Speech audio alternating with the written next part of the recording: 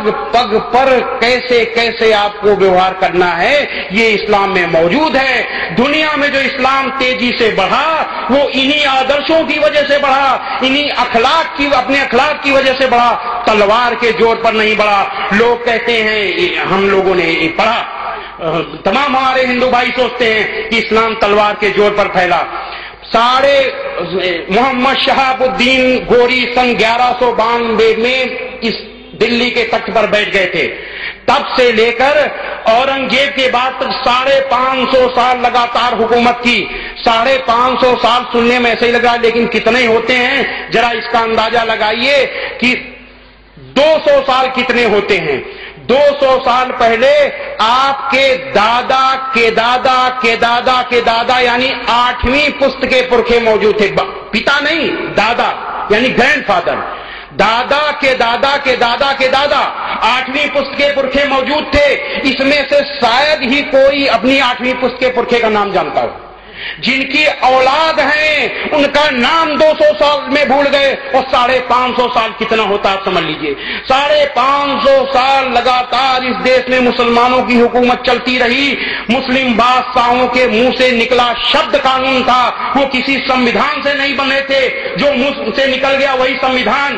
اس کے بعد بھی 550 سال کی لگاتار حکومت کے بعد جب اس دیش میں انگریز آئے تو مسلمانوں کی سنکھیا کیول 20% تھی، کیول 20%۔ اگر اس دیش میں تلوار کے زور پر اسلام پھیلا ہوتا تو ایک بھی ہندو نہ دکھائی دیتا، سارے کے سارے مسلمان ہوتے، کوئی روکنے والا نہیں تھا ان کو نرنکش شاسن تھا۔ لیکن ایسا نہیں ہوا۔ یہ انگریزوں کی ڈیوائڈ اینڈ رول کی پالیسی کی وجہ سے اتہاس لکھایا گیا۔ اور سب سے بڑی بات ہے کہ انگریز ودیشی تھے، انہوں نے اتہاس لکھایا سو لکھایا۔ 1947 میں جب دیش آزاد ہو گیا، دیش کی باغ ڈور ایسے ویکتی کے ہاتھ میں آئی جو اپنے کو اتہاس کا ودوان بتاتے تھے، جنہوں نے ڈسکوری آف انڈیا لکھا۔ انہوں نے اس اتہاس کو کیوں چلایا، اس جھوٹے اتہاس کو کیوں چلایا، اور لگاتار 30 سال وہ ایک حکومت کرتے رہے، اور لگاتار وہ اتہاس پڑھایا جاتا رہا، آج بھی پڑھایا جا رہا ہے۔ ملک آزادی کے بعد کے 64 سالوں میں سے 58 سال 59 سال لگ بھگ 59 سال یہ سیکولر اس دیش میں حکومت کرتے رہے، اور مسلمانوں کے ووٹ پر حکومت کرتے رہے سیکولر۔ اس کے بعد بھی اس اتہاس کو کیوں نہیں بدلا گیا؟ یہ بہت بڑی چال ہے جس سے کہ جو غیر مسلمان بہو سنکھیک ہندوؤں کے بچے مسلمانوں کو اپنا دشمن سمجھیں، ان کو اوشواس کی نظر سے دیکھیں، ان سے نفرت کریں، ان کے ساتھ بیٹھنے کے لیے، ان کے ساتھ جڑنے کے لیے تیار نہ ہوں۔ مسلمان کمزور رہے اور کمزور رہ کر ان لوگوں کی بیساکھی بنا رہے، ان لوگوں کے سہارے رہے۔ اس لیے بہت بڑی چال تھی ڈیوائڈ اینڈ رول کی پالیسی۔ انگریز چلے گئے، لیکن پالیسی کو اس دیش کے سیکولر لوگوں نے پکڑ لیا، اور مسلمانوں کے جذباتوں کو بھڑکا کر مسلمانوں کے جذباتوں سے کھیلتے رہے، حکومت کرتے رہے، اور اس دیش کا مسلمان ان کی اس چال میں پھنس گیا۔ سب سے بڑے دکھ کی بات ہے۔ تو اورنگزیب بات ادھوری رہ جائے گی اگر اورنگزیب کا نام نہیں لیں گے۔ اورنگزیب کو سب سے زیادہ بدنام کیا گیا۔ ابھی ہم نے قرآن مجید کی آیتیں سنائی، کتنے اچ آدرش ہیں۔ اورنگزیب اتہاس کے جتنے بھی بادشاہ ہوئے ہیں ان میں ایک ماتر ایسا بادشاہ تھا جو اللہ کے آدیش سے ڈرتے سب تھے، لیکن اورنگزیب تھر تھر کانپتا تھا اللہ کے آدیش سے۔ وہ اور جو اللہ کے آدیش سے ڈرے گا، جو آخرت سے ڈرے گا، وہ قرآن مجید کے آدیشوں کے وپریت جا ہی نہیں سکتا۔ تو ایسا اورنگزیب کیا جو قرآن مجید کے ہم نے آدرش بتائے، کیا وہ نردوشوں پر اتیاچار کر سکتا تھا؟ اور جو اتنا آدرشوادی تھا وہ اس کا سامراج آپ کے بھارت سے بڑا تھا، اتنا بڑا سمراٹ، اور وہ کیا کرتا تھا؟ ٹوپی سل کر کے قرآن لکھ کر کے اس کو بیچتا تھا اور بیچ کر کے اپنا خرچہ چلاتا تھا۔ اتنے بڑے دیش کا سمراٹ جو چاہتا بادشاہوں کے بادشاہ کی طرح جو ہے ایسے رہتا، لیکن ٹوپیاں سل کر قرآن لکھ کر اس کو بیچ کر کھاتا، اپنا خرچہ چلاتا تھا۔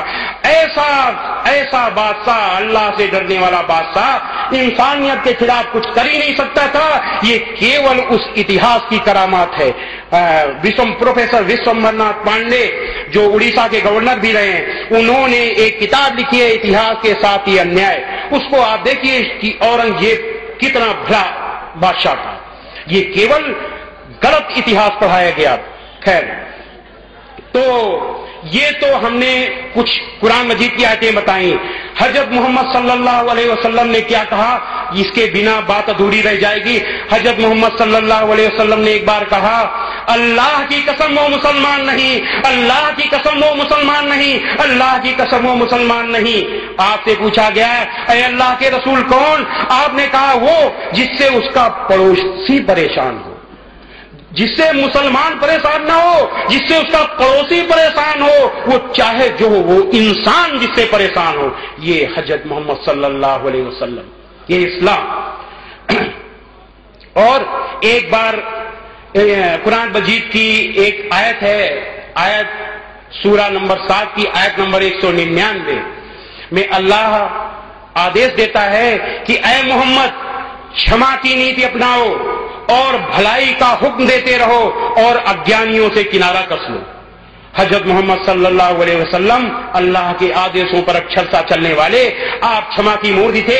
ایک بار آپ سے ملنے ایک دیہاتی آیا، وہ غیر مسلم تھا، مسجد میں آیا، اس کو پیشاب لگی تو کھڑے کھڑے مسجد میں پیشاب کرنے لگا۔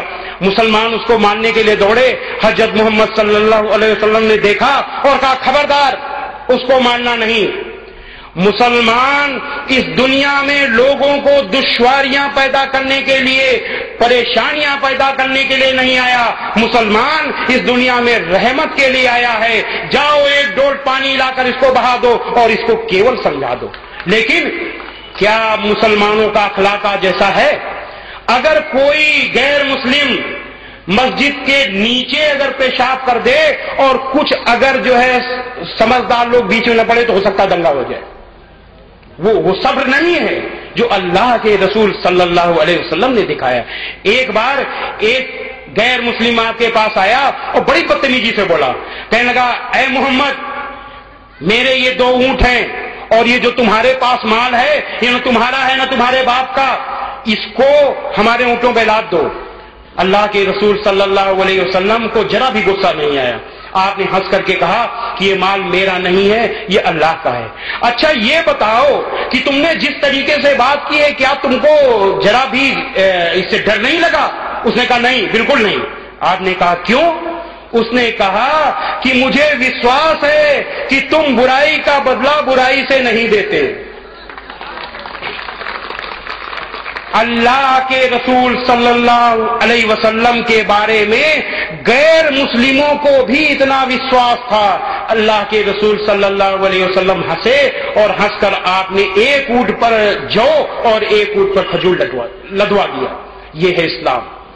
ایسے اسلام کو اسلامک آتنکواد سے جوڑنے والے اور بھگوا آتنکواد کی بات کرنے والے اور اسلام کو یا کسی بھی دھرم کو آتنکواد سے جوڑنے والے لوگ یہ سارے کے سارے سوارتھی ہیں اور یہ سب نیتاؤں کا کام ہے۔ یہ لوگ چاہتے ہیں کہ ہندو آتنکواد، مسلم آتنکواد، بھگوا آتنکواد کی بات اچھالیں، ہندو اور مسلمان میں نفرت پیدا ہو، یہ لوگ لڑیں، ہم تھوک ووٹ لیں اور خوب آرام سے حکومت کریں اور اس دیش کو لوٹیں۔